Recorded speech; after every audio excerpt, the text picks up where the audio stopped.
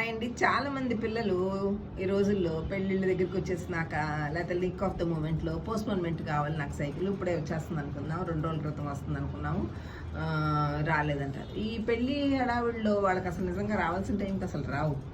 So మనమే దాన్ని ముందే కొంచెం ప్లాన్ చేసుకుంటే బెటర్. ఎలాగో 1 or 2 months బిఫోరే పెళ్ళిళ్ళు అవన్నీ మనకు సెటిల్ అవుతాయి కాబట్టి ముందే అరేంజ్ చేసేసుకోవడం బెటర్. సరే లింక్ ఆఫ్ ద మూమెంట్లో వచ్చినా కూడా ఇవ్వచ్చు. నారే తీసుకోవడానికి కొంచెం హై డోసెస్లో ఇస్తే యూజువల్గా పోస్ట్పోన్మెంట్ అవుతుంది. Most of the time postpone చేయగలుగుతాంలేండి.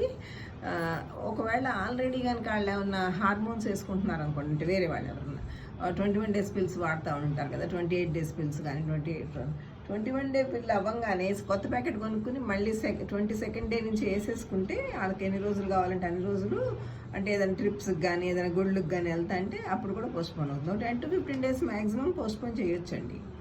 So అసలు ఎప్పుడైనా కూడా ఒక వాళ్ళ ఎక్స్పెక్టెడ్ డేట్కి 3 days ముందే కనుక వస్తే చక్కగా పోస్ట్పోన్ చేయొచ్చు.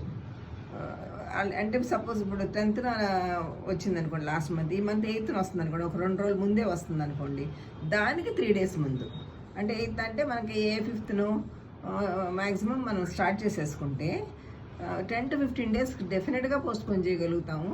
తర్వాత వితిన్ 2 to 3 days యూజువల్గా వచ్చేస్తూ ఉంటాయి సైకిల్స్. తర్వాత కొంతమంది వాళ్ళ ఇష్టం వచ్చినట్టుగా మెడికల్ షాప్కి వెళ్ళి ఓన్గా వాడేసుకుంటూ ఉంటారు, పోస్ట్పోన్మెంట్ కాడంతటా వాళ్ళే తీసేసుకుంటూ ఉంటారు. అలాంటప్పుడు చాలా రిస్క్ అండి, అది పొటెన్షియల్ రిస్క్లోకి లీడ్ చేస్తుంది. ఎందుకంటే హార్మోన్ కదా, చాలా బ్యాడ్ సైడ్ ఎఫెక్ట్స్ ఉంటాయి.